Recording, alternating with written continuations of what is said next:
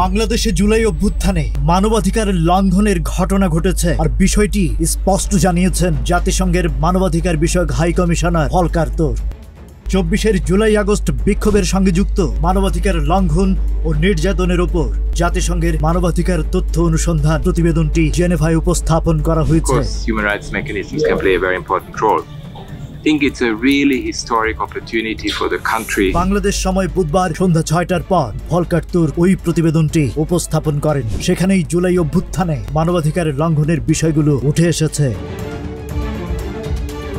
অনুষ্ঠানটি জেনেভা থেকে সংস্থাটির ইউটিউব চ্যানেলে সরাসরি সম্প্রচার করা হয়েছে। এই সময় ভলকার তুর্ক বলেন, আমরা বিশ্বাস করি যে সাবেক সরকারি কর্মকর্তা, নিরাপত্তা ও গোয়েন্দা সংস্থার সদস্য এবং প্রাক্তন ক্ষমতাসীন দলের সহযোগীরা সংগঠিতভাবে মানবাধিকার লঙ্ঘন করেছেন।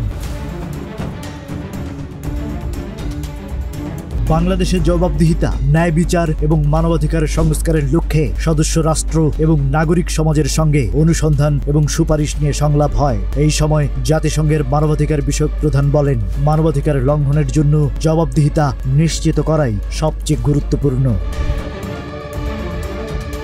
এই সময় তিনি বলেন, মূল বিষয়টি হল বিক্ষোভ দমাতে সাবেক সরকারি কর্মকর্তা, আইন শৃঙ্খলা ও গোয়েন্দা সংস্থার সদস্য এবং তৎকালীন শাসক দলের সঙ্গে জড়িত ব্যক্তিরা সুসংগঠিত মানবাধিকার লঙ্ঘনে জড়িত ছিলেন। এই বিষয়টি বিশ্বাস করার মতো পর্যাপ্ত প্রমাণ আমাদের কাছে রয়েছে।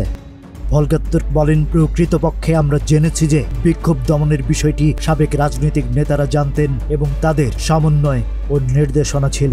জাতিসংঘের মানবাধিকার প্রধান বলেন, এটাই সঠিক চেতনা এবং তাদের সকলেরই সুযোগটি গ্রহণ করা এবং পরিবর্তনের এই সুযোগকে সমর্থন করা উচিত। ভলকার তুর্ক আশা করেন, তাদের স্বাধীন তথ্য অনুসন্ধান প্রতিবেদন বাংলাদেশের প্রকৃত ও বাস্তব চিত্র তুলে ধরেছে। এটি জবাবদিহিতা, ক্ষতিপূরণ এবং এই অবস্থা থেকে উত্তরণ ও সংস্কারকে সমর্থন করবে।